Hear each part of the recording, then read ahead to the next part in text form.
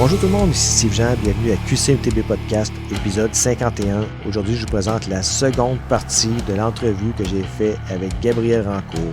Gabriel, un athlète de Québec qui a cet été complété le Tour Divide, cette course d'ultracyclisme, de bikepacking de longue distance de 4500 km qui débute en Alberta et qui se termine à la frontière du Mexique.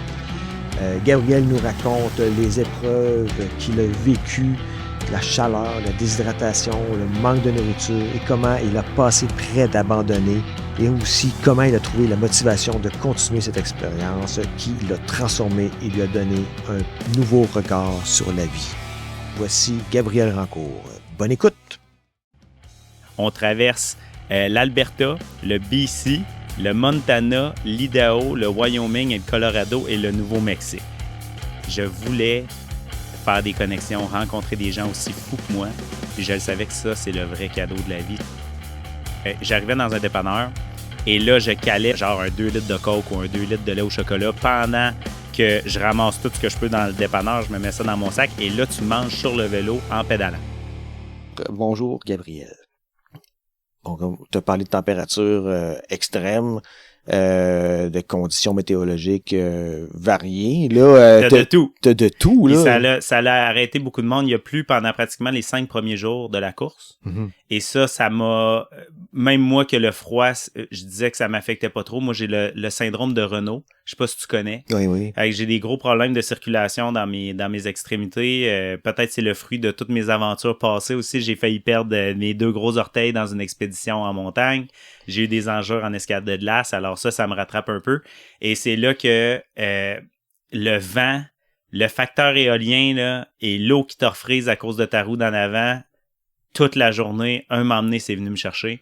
Et c'est là qu'il a fallu que je trouve des solutions. C'est là que je me suis parlé puis je me suis dit, Gab, qu'est-ce qu'un homme intelligent ferait?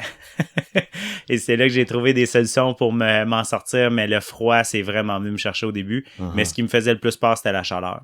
J'étais un gars qui sue beaucoup, qui performe pas à la chaleur et je le savais qu'elle allait avoir de la grosse chaleur à la fin. Je savais pas comment mon corps allait réagir. Je me suis jamais entraîné à cette température-là, mais je me suis dit, il y a juste une façon de le savoir. Puis j'ai passé au travers, mais honnêtement, j'ai failli m'évanouir plusieurs fois. J'ai failli... J'ai vraiment, vraiment étiré la sauce de... Je suis allé plus loin que j'ai jamais été.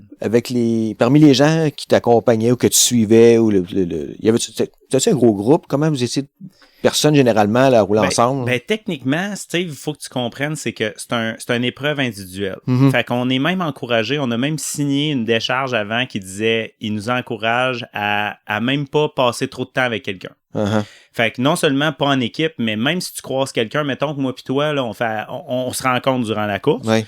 Puis on s'entend bien ensemble, puis c'est le fun de jaser, c'est cool. T'as pas mal la même vitesse. Mais ils veulent pas... Tu sais, puis tout ça, ça reste l'honneur. Il y a pas personne qui va te dire, hey, tu sais, tu vas être éliminé, mais il y avait un phénomène que s'il y a 2 points qui sont souvent ensemble sur la carte, je pense qu'ils ont quand même le pouvoir de comme te disqualifier ou te sortir de la course officielle. Tu pourrais finir le parcours quand même. Il y a pas personne qui va t'empêcher de prendre ton bicycle puis de finir la course, mais si tu veux être dans le registre des gens qui l'ont fait officiellement, mettons, puis c'est ça ton but, techniquement, il faudrait pas qu'on passe trop de temps ensemble. Fait que ça te donne juste une idée. Fait que les gens que j'ai rencontrés, ça a été des gens que j'ai passé du temps avec eux, mais sans trop passer de temps avec eux. Ce que je veux dire, c'est que t'as-tu déjà fait de la course à pied, mettons? Mm-hmm, oui. Est-ce que c'est possible de suivre exactement le rythme de quelqu'un pendant 24 heures de temps, tu penses? Non, je pense pas. Là. Exactement. Genre, chaque pas est le même. Je pense pas que c'est possible. Ben, c'est la même chose un petit peu en vélo. Tu te croises à plusieurs endroits. Quelqu'un arrête de pisser. Quelqu'un met de la crème solaire. Quelqu'un arrête un dépanneur 5 minutes plus tard, plus vite que toi.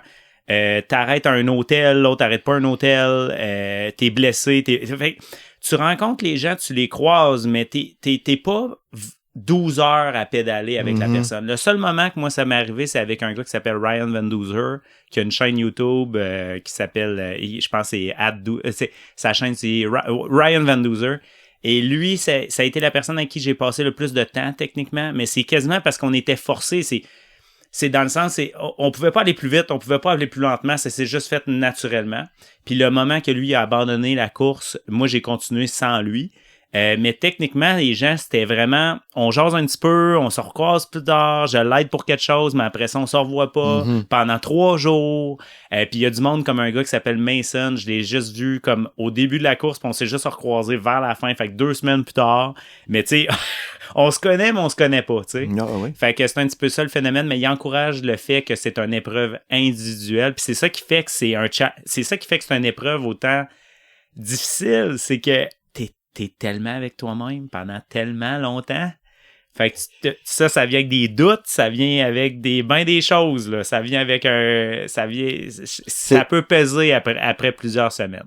Dans l'épisode que j'ai fait avec Marie-Pierre Savard, on en parlait de ça un petit peu, justement, que mental. T'as-tu des choses à raconter par rapport à ça? Ou je pense que dans ces épreuves-là, c'est vraiment, moi, je dirais que oui, c'est physique, mais c'est le classique, c'est cliché, mais honnêtement, c'est vraiment plus une épreuve mentale que physique. Je pense qu'il y a des gens là-bas qui ont abandonné ou qui ont arrêté, qui étaient beaucoup plus en forme que moi, que si tu regardes leur curriculum de vélo, de cyclisme, ils sont beaucoup plus accomplis que moi ou beaucoup plus préparés que moi.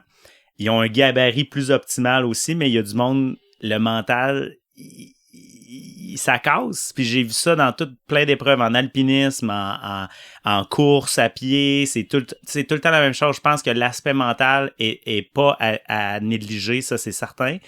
Et moi, j'ai vraiment travaillé sur mon mental avant de partir. Puis une des façons que j'ai fait ça, c'est que 1 mois avant le départ, ma blonde, elle m'a dit, là, 2 mois avant le départ, elle m'a dit, là, Gab, je suis plus capable de t'entendre parler du Tour de Vaille. Okay? Je suis plus capable. On a besoin d'un projet familial. C'est là qu'elle m'a convaincu. Elle a eu la meilleure idée du monde. Elle a dit, ça serait le fun qu'on parte en famille, genre 1 mois en roulotte, sur la route et tout. Puis c'est là que j'ai fait, gars, je vais aller m'entraîner au Utah, au Colorado, en vélo en altitude. On va passer du temps ensemble, on va aller faire de l'escalade, du vélo en famille et tout. Et ce voyage-là, finalement, j'ai pas fait tant de vélo. Tu sais, j'étais parti avec l'idée, je vais m'entraîner là, comme un fou. Et rendu là-bas, ce qui est arrivé, c'est que je me suis dit, côté mental, qu'est-ce qui est de mieux que de passer 1 mois avec mes enfants puis ma blonde, 1 mois avant le départ, de me dire, gars, je suis un bon père, même si je pars pendant un bout à pédaler, je suis présent, je les aime et tout, mais là, ça, c'est important pour moi, mais j'ai passé du temps avec mes kids, fait que je me sens, genre, tout est beau, genre, à la maison, tout est en bonne et due forme. J'ai construit un deck pour la piscine, on a acheté une piscine gonflable pas chère, mais ma blonde, j'ai fait une surprise, je voulais y faire un deck, juste avant de partir, j'ai construit un deck. Et pour que tu sais, que ma conjointe soit contente, que tout est setupé, puis ça fait partie de l'aspect mental, que tout est prêt. Tu sais, toute ta vie personnelle, ton entraînement, ton physique est prêt. Et là, c'est quand je suis arrivé à Banff, j'étais serein, j'étais bien, et je me suis juré, une des choses aussi qui m'a vraiment aidé à passer au travers, c'est que dans ce voyage-là, on est parti de Québec pour aller au Colorado.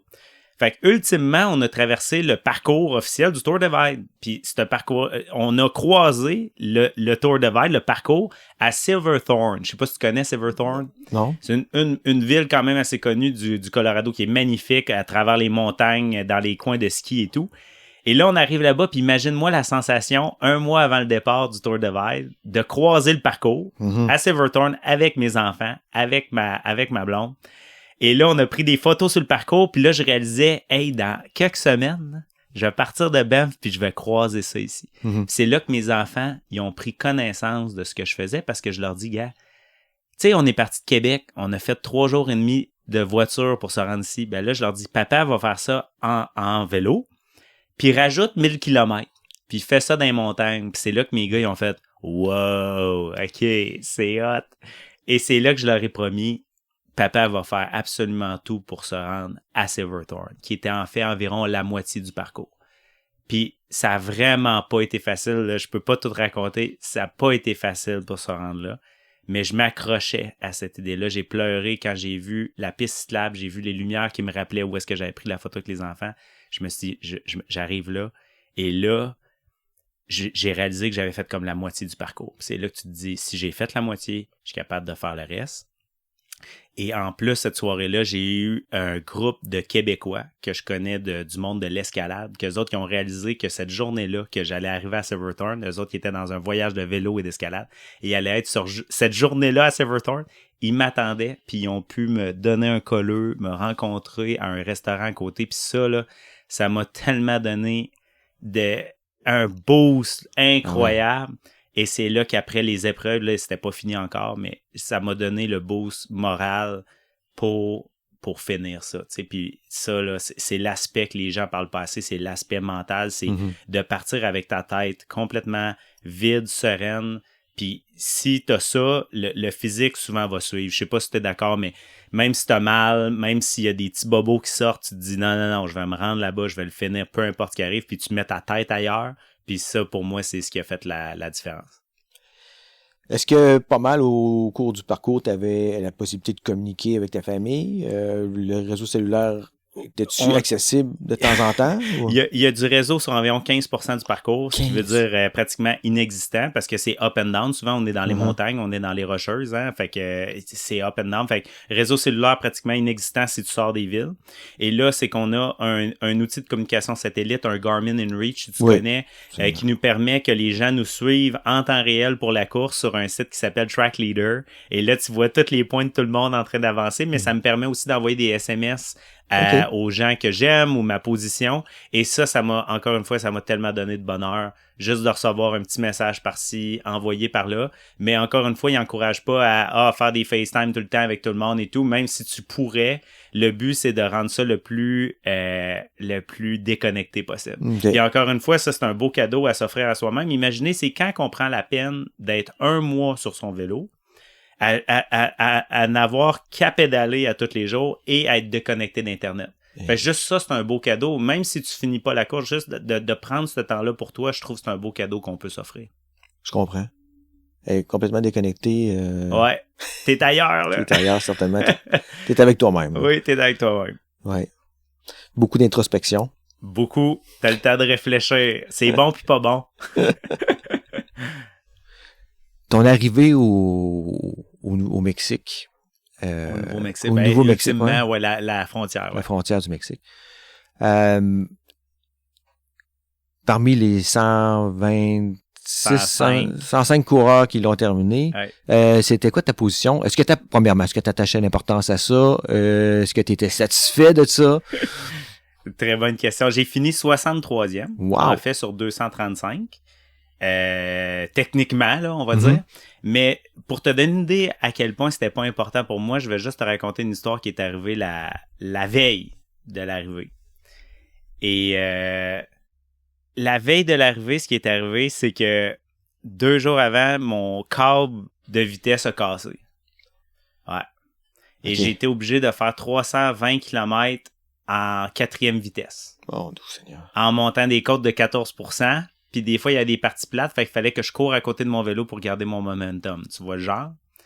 Et là, ça a été, je pense, mon épreuve physique. Si je repense à toute ma vie, je crois que ça a été la plus grosse épreuve de ma vie de surmonter cet obstacle-là, de non seulement finir la course, mais d'être capable d'être compétitif avec mes amis qui étaient là. Je m'étais dit, je veux pas finir tout seul la nuit, 5 jours plus tard que tout le monde et tout. Je vais tout faire pour coller mes amis ou d'être dans le même groupe. Et là, c'est là que je suis allé chercher peut-être quelque chose c'est ça le cadeau. J'ai découvert un côté de moi que je me serais jamais rendu. J'ai vraiment poussé comme j'ai jamais poussé dans toute ma vie. Pour te donner une idée, j'ai fait 20 km en 12e vitesse aussi. Parce qu'avant de réparer mon câble, le dérailleur tombe en 12e vitesse. Et là, up and down dans des sections pas possibles, je pédalais. Là, c'est là que j'aurais aimé ça, voir mon FTP ou du moins faire un test d'FTP ou de maximum output power sur mon vélo parce que j'ai jamais poussé comme ça de ma vie. C'est comme si c'était pour ma vie. Là. Ouais. Et là, la dernière journée, j'ai tout fait ça en 4e vitesse pour me rendre à une ville, la dernière ville, Atlantic City, pour faire réparer mon vélo.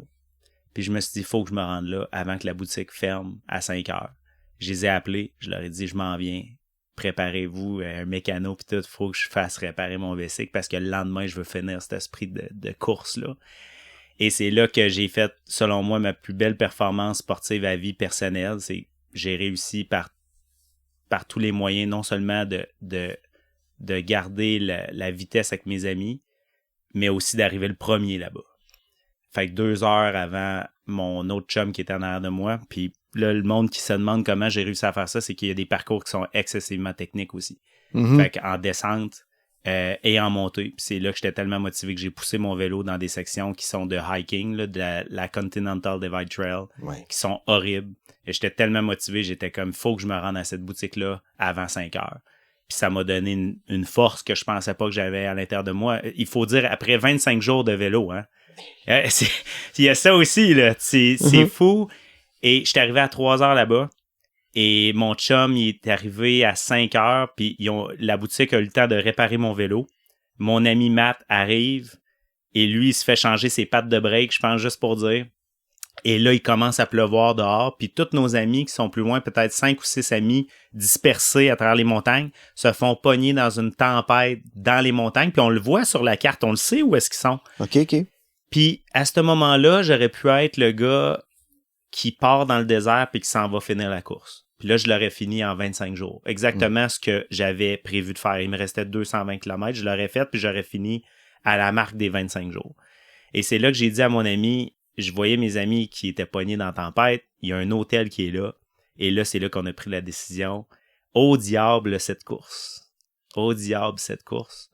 On va se pogner un hôtel. On va attendre tout le monde. Le lendemain, on va tous déjeuner ensemble. Puis après ça, on fait nos affaires, là. Mais on part tous ensemble le lendemain. On était peut-être 5 ou 6 personnes on est toutes parties à ce moment-là le matin ensemble. Puis le lendemain, à la 26e journée, j'ai fini le premier de mon groupe d'amis, on pourrait dire. Mais on est tous finis dans environ dispersés en peut-être 3 heures de tout le monde. Et là, on a tous fini ensemble puis on a pu célébrer ça. Tout le monde ensemble. Puis pour moi, ça, c'était... Comme on parlait au début, ça, c'est le cadeau. Finir tout seul la nuit avec une lampe frontale, tout seul, à quoi bon, hein? À quoi bon? T'as une personne qui est là pour t'accueillir, puis... Non, même pas. Je veux dire, des fois, t'arrives, puis il n'y a pas personne qui est là, puis t'attends le matin pour que quelqu'un vienne te chercher. Il n'y a aucun podium, il y a pas de médaille, tout le monde s'en fout. Fait que là, tu te dis, je vais-tu vraiment faire ça juste pour arriver un petit peu plus vite? Fait qu'il y a eu des moments comme ça, j'étais comme, au diable, cette course. Je le sais que ça changera rien. Dans 10 ans, est-ce que je veux plus me souvenir de je l'ai fait en 25 jours ou je me suis fait des amis, c'est plus ça. Fait que ça a été un bel exemple de je m'en fous un peu. Honnêtement, je m'en fous un peu. Je veux juste finir en santé, sourire au visage, avec une belle photo, avec mes amis puis that's it. Est-ce que tu as tiré des leçons de ça, par exemple, comme traîner des câbles de vitesse de spare? Ce qui est drôle, c'est que ce foutu câble-là, il faisait partie de mon kit, puis je l'ai enlevé pour sauver du poids. Oh mon Dieu. Fait que ça, c'est une bonne leçon, t'as raison. J'ai une liste là, dans mon ordinateur, je te disais tantôt que j'ai pris des notes, j'ai une liste de choses que j'ai regrettées ou que j'améliorerais. Mais sinon, je te dirais, je peux te conter une anecdote de vraiment de développement personnel de ce qui est arrivé là. Je vous dirais, ça a été le moment le plus tough. C'est quand je suis arrivé, je m'accrochais à l'idée d'arriver au Nouveau-Mexique. Parce que le Nouveau-Mexique, c'est la dernière étape. Fait que tu te dis, hey, tout ça, c'est derrière moi, c'est le dernier état, tu t'accroches à ça. Et tu te dis, hey, l'arrivée arrive tellement proche. Ah, c'est merveilleux. Et là, on rentre au Nouveau-Mexique, puis c'est là que tu te rends compte que instantanément, on dirait que quelqu'un a coupé l'eau. Dieu, là, il a coupé la champlure, là, à ce moment-là. Il n'y a plus de ruisseau. Il n'y a plus de rivière. Tu sais, t'es habitué à ça. Tu t'habitues à ça. À toutes les 1 heure ou 2, il y a un ruisseau, puis je vais pouvoir filtrer mon eau, puis boire autant que je veux. J'arrive au Nouveau-Mexique. Il n'y a plus d'eau. Là, mon eau descend. Et je le savais qu'elle allait nous faire passer un moment donné par une section qui s'appelle le Continental Divide Trail. Il en avait parlé. Elle s'appelle le CDT pour les gens qui connaissent. Les gens qui veulent traverser les États-Unis à travers les rocheuses comme ça, ils le font à pied. C'est le Continental Divide Trail.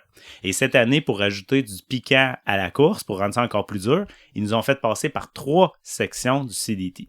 Et c'est des sections que, même à pied, avec un sac à dos, c'est difficile. Oui. Mais là, tu arrives là-dedans fatigué avec un vélo de 70 livres, puis il faut que tu le pousses à travers des roches pas possibles, puis dans le sable et tout. Fait que tu comprends un petit peu l'affaire. Moi, je savais pas à quel point ça allait être difficile. Il y a souvent des choses dans la vie que le monde dise « c'est dur, hey, fais attention », puis tu te dis, là, tu le fais, puis tu te dis hey, « finalement, c'était pas si pire que ça ». Fait que je m'attendais à me dire « ça sera pas si pire que ça ». Et là, un moment donné, j'arrive à une jonction. que je vois sur ma map qu'il faut que je rentre dans un genre de petite section à pied, là, tu sais, de piétons, de gens de randonnée. Puis là, je me dis, oh non, c'est là qu'on rentre dans le bois, dans le CDT, tu sais. Puis là, ma carte, j'avais pas la bonne carte. J'avais pas la carte qui était à jour de la course, qui avait le parcours du Continental Divide de Trail dedans. Fait que quand j'ai commencé à embarquer dans ce sentier-là, j'étais aveugle, dans le sens, je sais pas combien de temps ça dure. Je sais pas c'est quoi le dénivelé. Je sais pas s'il y a un restaurant à la fin de ça, une ville, j'ai aucune idée. Fait qu'imagine, tu rentres dans la pire section, que tout le monde te dit qu'elle allait être complètement débile, mais tu rentres à l'aveugle. Fait que grosse erreur de ma part, j'avais pas la bonne carte, OK? Erreur de débutant, j'apprends. Et moi, c'est que 15 km plus loin, j'étais censé avoir un ravitaillement. Fait que moi, j'avais plus beaucoup de bouffe. Fait que je rentre dans la pire section, pas de carte, je sais pas combien de temps ça dure, j'ai plus beaucoup de bouffe, puis je rentre là-dedans. Fait que mentalement, t'es pas super confiant. Et c'est là que j'ai vécu le plus dur moment du Tour Divide, c'est que je rentre là-dedans. Et là, j'ai fait tout ce que je peux. La première journée, on était vers la fin de la journée, fait que j'ai peut-être fait un 15 km, quelque chose, avant de me coucher, puis j'étais complètement à terre. Et là, le lendemain matin, je me réveille. Et c'est là que j'ai fait 9 km en 3 heures. Le lendemain matin. Fait que là, tu te réveilles, t'es reposé, on va dire, t'es reposé. Puis là, tu fais 9 km en 3 heures.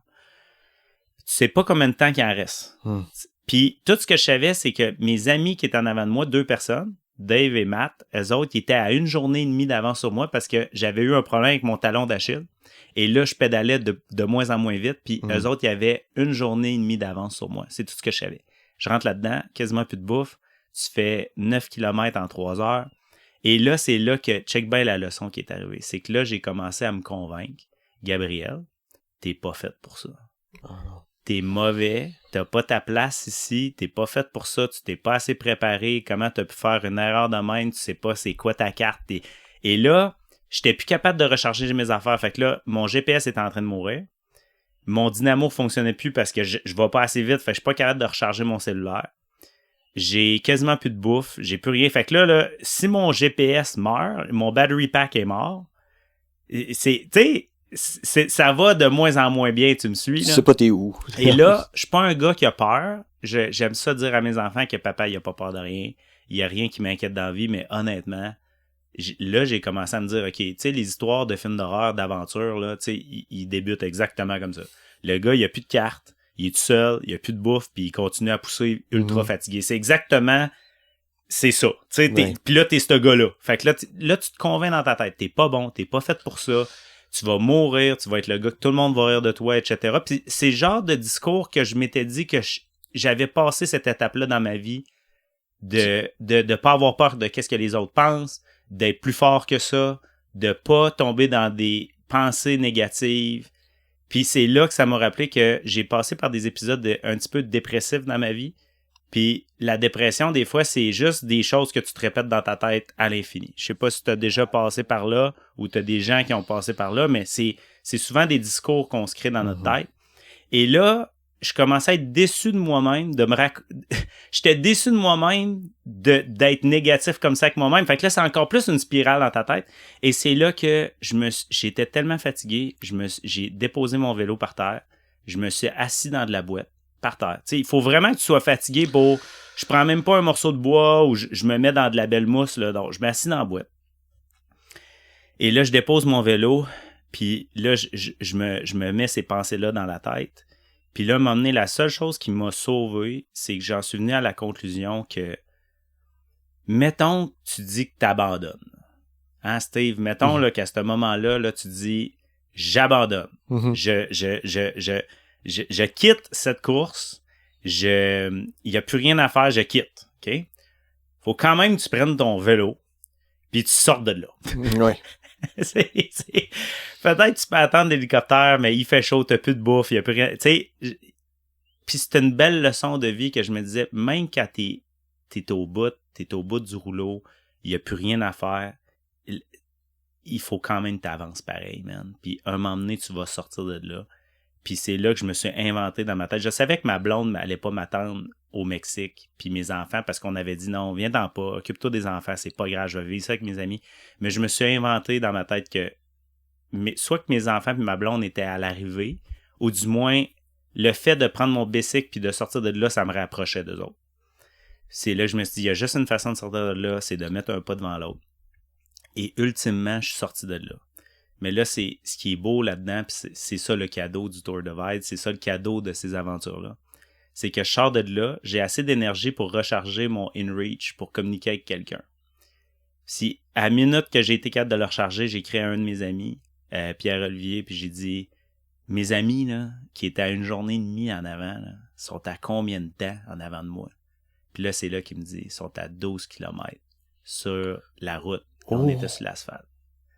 Puis c'est là que j'ai réalisé que j'ai été de tous mes amis, j'ai été le plus rapide à faire toute cette section-là. Je le savais pas. Au moment, je le savais pas. Autant c'était difficile pour toi. Et il y a du monde qui se sont perdus, il y a du monde qui se sont pété à la gueule, il y a du monde qui se sont cassés des poignets, il y a du monde qui a été évacué par des hélicoptères. Moi, je le sais pas. Mais moi, j'étais comme, mais c'est donc ben dur, cette affaire-là. Puis tu te dis, je suis pas faite pour ça. Mais là, je sors de là. Je me rends compte que j'ai été le plus rapide de tous mes amis à le faire. Et je me rends compte aussi que j'ai rattrapé 1 journée et demie sur les personnes en avant de moi. Wow. Puis c'est là que je suis allé les rejoindre à un hôtel qu'eux autres qui ont réservé la dernière chambre d'hôtel qui restait à un petit village. Puis ils m'ont accueilli dans la chambre. Puis j'ai pu dormir au pied de leur lit. Puis le lendemain, on est tous partis ensemble pour la plus grosse montée du Tour Divide de 55 km. Mais ma tête j'en revenais pas de ce que je venais d'accomplir. Puis ça a été une méchante leçon que j'en ai vécu beaucoup des moments comme ça dans ma vie d'adversité puis de passer plus loin que je pensais. Mais ça a été le cadeau. Je vais me souvenir de ce moment-là toute ma vie. Puis le film que je te parlais tout à l'heure que je veux sortir, il commence avec cette séquence-là. Je me suis filmé, je me suis dit, il faut que je me souvienne de ça. Je tremblais, j'étais même plus capable de tenir la caméra, mon téléphone. Puis j'étais comme, avant que mon téléphone meure, il faut au moins que j'enregistre ça, tu sais. Puis je vais avoir un souvenir de ça, mais je vais jamais oublier comment je me suis senti, puis comment je m'en suis sorti, puis de me dire que je suis sorti de là. Tu sais, que les autres l'ont eu encore plus dur que moi, j'en revenais pas. Puis après ça, j'ai eu beaucoup de respect pour les autres de me dire, OK, en plus, tu t'es perdu puis t'as pas lâché, là, tu sais. Il y a du monde extraordinaire qui était là, mais quelle épreuve. C'est impossible à décrire en mots, mais j'étais vraiment pour même un gars que toute sa vie j'ai fait de la motivation avec le monde, je dis qu'il y a pas de limite, on peut toujours aller chercher plus loin, mais même moi je me suis rendu à vraiment proche de la limite là. Ouais, j'étais vraiment vraiment vraiment écœuré là. Hey, bravo. J'ai hâte de voir le film. De mettre des images là-dessus, hein, ouais. Mais tu sais, c'est dur à expliquer, mais je suis sûr que t'es capable d'un peu de comprendre. Ah oui, ce oui, que j'essaie d'expliquer. Ouais. Incroyable. Fait que ce message-là, complètement dû changer, là, ta vision, là. Ça prouve que, peu importe la limite, qu'est-ce que je pensais de la limite est encore plus loin que je pensais. Puis je te dirais, quand j'ai fini au Nouveau-Mexique, puis la dernière journée, tu me parlais de ça tantôt, écoute, la dernière journée, j'ai fait une journée de 220 km. Puis c'était rendu que 220 km, je me disais que c'était une petite journée. Et 220 km, y'a pas de problème. Pas de trouble, cette petite journée, on va faire ça en étant record. Et quand je suis arrivé, à la fin, moi, j'avais un objectif de finir 2 jours avec des amis, avec le sourire au visage, puis c'est exactement tout ce que j'ai réalisé. Mais non seulement ça, tu m'aurais dit que la clôture du Mexique était ouverte, là. Puis tu me dis qu'il faut traverser le Mexique, là. Et je l'aurais fait. Genre, tu m'aurais dit, il faut continuer. C'est un autre 26 jours, t'es juste à moitié mon Gab, j'aurais continué. Puis c'est là que ça m'a montré, là, que il y a vraiment aucune limite. Si tu mets ta tête à te dire, c'est ça ta vie, c'est ça que tu as besoin de faire, je te dis, c'est étonnant ce qu'on peut faire. Puis le vrai cadeau de tout ça, de ces épreuves-là, je te dirais, Steve, c'est comment tu penses qu'on se sent après avoir fait quelque chose comme ça? On se sent comme un super-héros. Oui, hein, c'est ça. Tu te dis, il y a rien qui peut me faire peur. Je peux traverser. Là, tu me dis, mettons, là, j'étais à Montréal, je suis venu te voir ici, tu me dis, hey, ton vélo, Gab, ta voiture, Gab, est brisée, t'as un check engine, elle est brisée, j'ai mon bicycle en arrière, je prends mon bicycle, Puis, on retourne à Québec. Mm-hmm. J'ai fait ça à tous les jours pendant 26 jours, dans le fond, tu sais, un 275 kilos. Fait que là, pourquoi? Une journée de plus. Fait on dirait que ça transforme qu'est-ce qui est possible de faire. Puis ça transforme, ça te montre ton plein potentiel, ou du moins, peut-être juste la surface du potentiel que tu peux atteindre. Puis moi, j'ai la conviction que la majorité des gens savent pas c'est quoi leur potentiel. Puis même moi, après tout ça, je le sais pas encore. Fait qu'imagine la quantité de potentiel que les gens ont en tant que société, puis qu'on n'a aucune idée, dans le fond, tu sais. Hey, incroyable. Ça te donne-tu, avec le recul, envie de répéter un genre d'expérience comme celle-là? Ben, c'est drôle que tu me demandes ça, c'est là, j'étais comme what's next, hein? C'est quoi la prochaine étape? Tout à fait. Et là, j'ai 2 de mes amis que je me suis fait là-bas qui m'ont écrit sur Messenger là, quelques semaines, puis étaient comme hey Gab, l'année prochaine, on fait-tu le Silk Road ensemble? Mm-hmm. Fait que là, t'en as déjà parlé sur le podcast, t'es au courant de cette course-là, mais je vais sûrement l'essayer l'année prochaine ou l'autre d'année d'après. Il y a tout le temps quelque chose, mais je suis le genre de personne qui veut pas revivre les mêmes expériences 2 fois parce que ça serait impossible d'essayer de recréer la nostalgie ou de recréer la même expérience que ce que j'ai vécu. Puis j'ai tellement vécu une expérience riche et je suis allé chercher ce que j'avais de besoin que d'essayer de le revivre, je pense que ça serait juste une erreur. Ouais. Fait que la seule façon que je voudrais mettons que je voudrais refaire le Tour de Vide, ça serait que si un de mes enfants me dit Gab, papa, je veux qu'on le fasse ensemble, mettons. OK, là, je le ferai. Ça ferait totalement différent. Je serais prêt à le faire. Mais la prochaine épreuve, ça risque d'être sûrement de l'ultra-distance en vélo. Ou ça va être d'autres choses. J'ai d'autres projets en randonnée là, extrême, mais j'ai besoin... C'est des choses qui prennent tellement de temps que je veux juste comme pas être le papa qui est toujours parti. Mm-hmm. Fait que je fais des choses qui font une bonne conciliation, famille, tu sais, conjoint, tu sais... Pour moi, c'est bien important d'avoir de l'équilibre. Puis c'est un des aspects que je voulais te parler dans l'entrevue. C'est je pense qu'il y a beaucoup de gens en bikepacking que leur vie, c'est leur vélo. Puis c'est tout à fait... C'est admirable, je trouve ça fantastique. Mais moi, j'essaie justement de montrer qu'un papa avec 2 jeunes enfants, ce qu'il n'y avait pas beaucoup autour de Vide en passant, il y avait beaucoup de retraités ou des gens plus jeunes qui n'ont pas d'enfants. Mm-hmm. Et quand je disais, oui, j'ai 2 jeunes enfants de 8 et 9 ans, puis là, ils sont comme, ben, comment ta blonde ou tes enfants te laissent partir? Puis je leur disais tout le temps, ben, ils savent à quel point c'est important pour moi. Oui. Mais dans le fond, j'essaie de faire un bel équilibre de vie entre mes ambitions de défi, mais aussi d'avoir un équilibre de vie pour montrer que ça se fait de s'entraîner, être entrepreneur, avoir des clients satisfaits, une famille satisfaite, que toi, t'es satisfait. Puis c'est là le but d'être équilibré. Et c'est ça que je veux montrer aussi sur ma chaîne YouTube, c'est de donner des trucs d'être quelqu'un d'équilibré, qu'on n'est pas obligé d'être complètement hors de la société puis complètement déconnecté pour faire ces choses-là. On peut être quelqu'un de relativement normal, mais de faire des choses un petit peu spéciales comme ça. En tout cas, t'es un gars super intéressant, puis je pense qu'on pourrait faire d'autres épisodes pour parler de 1000 autres choses, parce que oui, t'en as encore beaucoup, je pense, à nous raconter. En lien avec le Tour de Vide, est-ce que tu suggères aux gens d'essayer ça? J'ai beaucoup pensé à ça parce que, tu sais, je dis que tout le monde a un potentiel qu'ils connaissent pas encore. Ouais. Là, mais je pense que c'est tellement out there. Là, excuse-moi pour les anglicismes, là, je suis vraiment désolé, mais c'est tellement intense que je crois que c'est pas comme un marathon. Tu sais, un marathon, moi, j'ai toujours dit, tout le monde est capable de faire un marathon. Même si tu le marches la moitié, tu vas le finir en 5-6 heures, puis tu vas être dans les temps pour le finir. Fait, c'est pour ça que je dis n'importe qui est capable de faire ça, mais c'est une journée. C'est une journée dans ton année que si tu as mal au genou le lendemain, ben, au pire, tu peux prendre, mettons, 2 mois pour t'en remettre. OK? Tu comprends ce que j'essaie de dire. Cette chose-là, c'est que non seulement tu peux vraiment te mettre dans le trouble, mais tu peux mettre d'autres personnes dans le trouble aussi. Et ça, j'ai un petit peu de la misère avec ça. Tu veux pas être la personne qui met la vie de d'autres personnes en danger. Fait que ça, c'est la limite que je me donnerais. Mm-hmm. C'est, est-ce que tu as assez d'expérience en mécanique, en camping, en survie en forêt, en montagne aussi. En montagne, en alpinisme, d'être à l'air, en navigation. Tu sais, la liste est longue. est-ce que tu as acquéri assez d'expérience dans ta vie pour te dire, est-ce que tu vas être un boulet pour 15 autres personnes parce que tu fais juste quelque chose qui est un petit peu irresponsable de te pitcher là-dedans en te disant, tout va bien se passer parce que les gens sont autour de moi. Je pense que la limite que je donnerais à quelqu'un, c'est, est-ce que tu te sens à l'aise d'être autonome? Ouais. Puis après ça, si ça te prend 60 jours le finir, puis si tu peu importe, OK? Peu importe, j'ai du gros respect pour ça, peu importe. Mais la limite, la ligne que je mettrais, c'est vraiment, est-ce que tu es un danger pour les autres? Si la réponse est non, allez-y. Mais si vous avez des problèmes dans la vie, je dirais pas, tu as des problèmes dans la vie, va pédaler 5000 km en vélo. C'est pas ce que je recommanderais. Parce que ça peut créer d'autres problèmes. Mais c'est vraiment l'aventure d'une vie.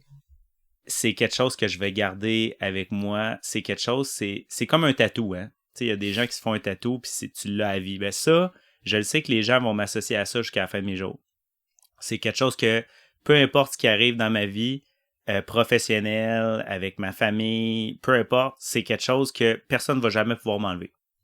Puis ça, je pourrais pas vouloir, tu sais, tu peux pas empêcher ça à quelqu'un. Fait que si quelqu'un, pour lui, c'est quelque chose d'important, peu importe la raison, allez-y parce que c'est vraiment l'aventure d'une vie. Puis on sait pas qu'est-ce qui va arriver dans le futur. Hein. C'est un classique, on n'a aucune idée. Et moi, je vous dirais, si c'est important pour vous, assez pour vouloir juste l'essayer, allez-y parce que c'est les opportunités pour faire des choses comme ça. Ça se compte sur les doigts de la main, là, que toutes les as soient alignés. Là, je vous le dis, allez-y. Puis je finirai en disant que ma blonde puis moi, on dit tout le temps qu'il n'y a pas de bon timing. Mm-hmm. Fait que les gens, souvent, l'erreur qu'ils font, c'est qu'ils attendent le bon timing. Ouais. On attend le bon timing pour starter un podcast. On attend le bon timing pour se mettre en forme. On attend le bon timing pour changer de job. On attend le bon timing pour faire des enfants. Il n'y a pas de bon timing. Alors, le bon timing, c'est toi qui le crées. Si c'est important pour toi, fais-le, puis tu le regretteras pas. Et c'est là-dessus que je pourrais finir, c'est just do it. C'est classique. Si c'est important, fais-le. Super. C'est le bon message à passer. Les gens qui nous ont écoutés jusqu'à la fin puis qui ont trouvé ça intéressant, allez écouter tout ce que Gabriel raconte sur sa chaîne YouTube. C'est vraiment trippant. Il y a plein d'informations là, vraiment le fun. Puis bientôt le film qui s'en vient pour raconter l'expérience là en rapport avec ça. Puis même si les gens vous envisagez pas ce voyage-là, mais vous avez des envies de tenter des expériences en bikepacking, encore là, Gabriel, tu donnes plein de détails, d'informations intéressantes, des choix d'équipement. Aussi le monde, des fois, ils m'écrivent en privé sur Instagram. Moi aussi, j'essaie de répondre au plus de personnes possible, souvent sur des questions très, très, très techniques. Il y a juste peut-être quelques personnes qui peuvent répondre. Ça va me faire vraiment plaisir. Puis moi, mon but de tout ça, c'est vraiment de connecter avec le plus de personnes passionnées du vélo que possible parce que, comme je disais au début de l'entrevue, ça m'apporte beaucoup dans ma vie. Fait que moi, j'adore partager avec des gens qui partagent la même passion que moi, puis ça va me faire plaisir de répondre à des questions. Sur Instagram, on peut te trouver à quelle adresse? Gabriel Rancourt, R-A-N-C-O-U-R-T, et sur YouTube, c'est Gabriel Rancourt Cycling. Parfait. Fait qu'on invite les gens à rentrer en contact avec toi et à te suivre. Merci, Steve. Hey, merci beaucoup. C'était la fin de cette entrevue. J'espère que, comme moi, vous avez apprécié ce récit fantastique. Je vous remercie d'avoir été à l'écoute. Si vous avez apprécié cet épisode, s'il vous plaît, cliquez sur le bouton suivre afin de vous abonner et aussi de rester informé lors de l'apparition des prochains épisodes. N'hésitez pas non plus à partager avec vos amis. Vous pouvez aussi me suivre et communiquer avec moi sur Facebook et sur Instagram à QCMTB Podcast. Et je vous dis à bientôt et bon riding!